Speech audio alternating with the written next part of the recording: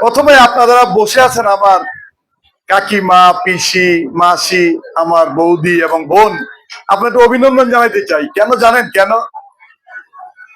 গত কয়েক মাস আগে যে নির্বাচন হলো, সেই নির্বাচনে আমাদের যে এমপি হয়েছে, আপনারা তার নাম তো নিশ্চয় জানেন।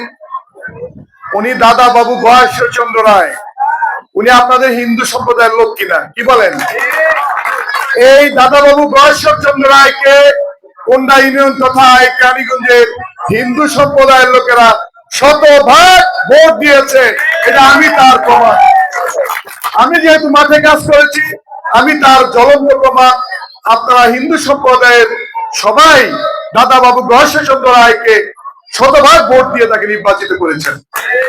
সেজন্য আবারও দাদা বাবু গয়েশ্বরচন্দ্র রায় এবং আমাদের তারই এই কেরানীগঞ্জের সভাপতি অ্যাডভোকেট নিপুণ রায়ের পক্ষ থেকে আপনাদেরকে আমি অভিনন্দন এবং কৃতজ্ঞতা প্রকাশ করছি।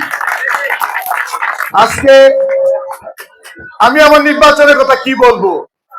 আমি যখন টকবকে একটা জোয়ান যুবক, বিয়ে করি নাই, সেই সময় এই সমস্ত কেরানীগঞ্জে আমি দাবড়ায় বেড়াইছি। তৎকালীন বিএনপি যিনি নেতা ছিলেন এবং আমাদের জুলহাস, আব্দুল আজিজ, আমি তারপরে বলছি, আজকে যারা আমার দুই দিকে বসে আছে, আমাদের সেই মৃত্যুঞ্জয় দা নাই, আমাদের সেই বীরেন দা নাই, আমাদের সেই সন্তোষ দা নাই। তারা তারা আমার চেয়ে একটু বয়সে বড় থাকলেও তাদের সাথে আমি সবাইকে নিয়ে এই আয়োজন করতাম। তাদের আত্মার প্রতি শান্তি বর্ষিত হোক, আমি এই কামনা করি। আমি যেই কথা বলতেছিলাম, আজকে আমি অভিভূত। এই ঋষিপাড়া এলাকায় আসার কোনো জায়গা ছিল না। এখানে সরিষা ক্ষেত, তিরিধান ক্ষেতের হাতে যে আমাদের কাকি মায়েরা আসতো, যারা বয়স্ক তারা জানে। হয়তো আজকের দিনের যারা বৌদি, যারা ছোট বাচ্চা, অনেকে জানে না এটা। এই আমাদের রসুল বৎস ব্যাপারীর বাড়ির নামা দিয়া অল্প একটু জায়গা ছিল, তারপর হাতাল দিয়া সবাই হাইটে আসতো, কিরি খেতে পড়ে যাইতো, পেকে পড়ে যেত, এটা কিন্তু হইতো, ঠিক কিনা? এই রাস্তাটা যখন এখানকার চিহ্নিত করা হইলো, হয়তো বা ভুলের কারণে বা অবুঝের কারণে রাস্তাটা সামনে দিয়ে আটকে দেওয়া হয়েছিল। সেই রাস্তাটা আমরা সবাই এসে বুঝায় শুনায় এই রাস্তাটা বের করেছি। এবং আজকে আমার খুব ভালো লাগছে যে আমি গাড়ি যদি নাও চলছে, পাকা সুন্দর রাস্তা দিয়ে হেঁটে আসলাম। দুই ধারে সুন্দর বাড়িঘর হয়েছে এবং জীবন মানের উন্নয়ন হয়েছে এবং দুই পাশেই প্রয়োজনীয় দোকান পাট অনেক কিছু গড়ে উঠছে। কি বলেন, এটা উন্নয়ন হয়েছে না? আরেকটা কথা বলি, মহান সৃষ্টিকর্তার নামে আমি আমার এই জীবনে সে 1979 সনে প্রথম নির্বাচন করেছি। মানে আমি নিজে করি নাই, মানে আরেকজনের নির্বাচন আমি পরিচালনা করেছি। সেই 1979 সন থেকে অদ্যাবধি কোন নির্বাচনে আমি অংশগ্রহণ করে সহযোগিতা করে আমি পরাজয় বরণ করি নাই। পরাজয় বরণ আমার ইতিহাসে নাই। আপনাদের কাছে আমি মিনতি করি, আমি যেহেতু 45 বছর ধরে রাজনীতি করছি, অনেক এলাকার উন্নয়ন সাধিত হয়েছে, অনেক এলাকা হয় নাই। কি বলেন? কারণ রাজনীতিক অনেকবার পট পরিবর্তন হয়েছে, সরকার বদল হয়েছে, উন্নয়ন যতটুকু হয়েছে ততটুকু সৃষ্টিকর্তার প্রতি আমরা শুকরিয়া আদায় করি। কিন্তু আমি এতদিন রাজনীতি করলাম, আমার এই পৃথিবী থেকে হয়তো একদিন আমি চলে যাব। আমার তো বয়স হয়েছে, অনুমান করতে পারছেন আপনারা, ঠিক কিনা? বয়স হয়েছে না?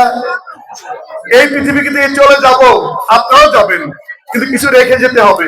কি রেখে যাব? আমি যে 45 বছর এই মানুষদেরকে নিয়ে আমি রাজনীতি করেছি, আমার এই ভাই ব্রাদারকে সবাইকে নিয়ে আমি পরিশ্রম করেছি। হয়তো আজকে এই যুব সম্প্রদায় তারা অনেকে মায়ের পেটে ছিল, অনেকে তারা ছোট ছিল, অনেকে এই বছর নিয়োগ করেছে একটা অগ্নি পরীক্ষা দিব। অগ্নি পরীক্ষাটা কি? আমাকে কতটুকু পরিমাণ ভালোবাসে, আমাকে ভোট দিয়ে নির্বাচিত করে মহান সৃষ্টিকর্তার প্রতি আমি কৃতজ্ঞ। আর যদি মহান সৃষ্টিকর্তা আমার এই নসিবে কামিয়াবি না লিখে থাকে, তারপর আমি কৃতজ্ঞ তার প্রতি। কেন? আমার এই বয়সে আমি যা করেছি মানুষ তার সঠিক মূল্যায়ন করেছে, ঠিক কিনা? আমি অকৃতজ্ঞ হব না, কারো প্রতি কোনো বিরাগ ভাজন হব না, কারো প্রতি কোনো রাগ হব না। আজকে আমি শুধু একটি কথা বলতে চাই, উন্নয়ন করবে আমার দাদা বাবু গয়েশ্বর চন্দ্র রায়। 5 বছরের জন্য উনি নির্বাচিত হয়েছেন, ঠিক কিনা?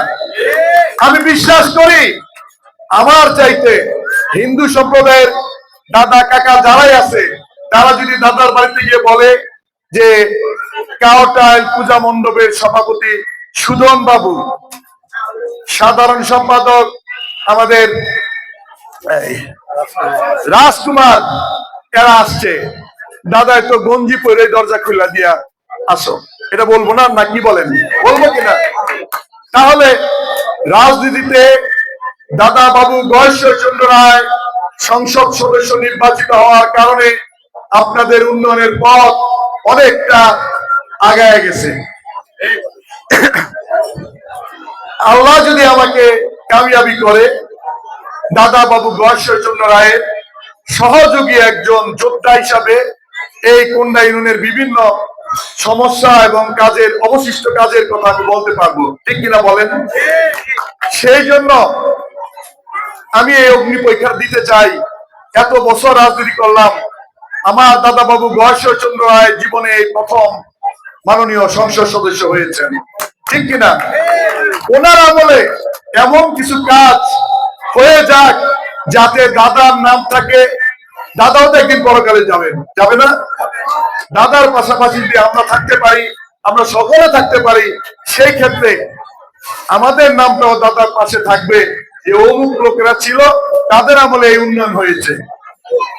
আপনাদের কাছে আমাদের যারা আছেন মুরব্বী, বিশেষ করে আমি মহিলাদের কথা এই জন্য বলছি, বাংলাদেশের অর্ধেকের বেশি ভোট হয় কিন্তু মহিলা। আপনারা ঘরের অর্ধেক না, আপনারা ঘরের 12 আনা 14 আনা করছি। আপনারা যদি আমার কাকাকে বলেন যে ওই যে জাকির নামে একটা ছেলে আসছিল, একটা লোক আসছিল, মনে হয় ছেলেটা ভালো, ওরে ভোট দিও, তাহলে নিশ্চয়ই কাকির কথা কাকা রাখবে, রাখবে না? আপনারা যে আপনার সন্তানকে বলেন, মনে হয়েছে, আপনি তো আমার ভালো সম্বন্ধে কিছুই দেখেন নাই, তাই না? অনেকে দেখেন নাই, মনে হয়েছে ছেলেটা ভালো, তারে আমার ছেলে সন্তান তোরে ভোটটা দিও, তাহলে আপনাদের কথা অনেক কার্যকর হবে না? একদিকে স্বামী শুনবে কথা, আরেকদিকে সন্তান শুনবে কথা, আরেকদিকে আপনার প্রতিবেশীরা শুনবে আপনাদের কথা। আমি বেশি আর সময় নষ্ট করতে চাই না। এখানে আমার সভাপতি, সেক্রেটারি, এলাকার যারাই আছে, বিশেষ করে আমি মনে করি আমি যদি কোনো কিছু করতে, আল্লাহ আমাকে নির্বাচিত করার পর কোনো কিছু গাফিলতি করি, এই আব্দুল আজিজকে এখানে পাবেন না, কাছে ডকিয়া দেয়া চালায়, পাবেন কিনা?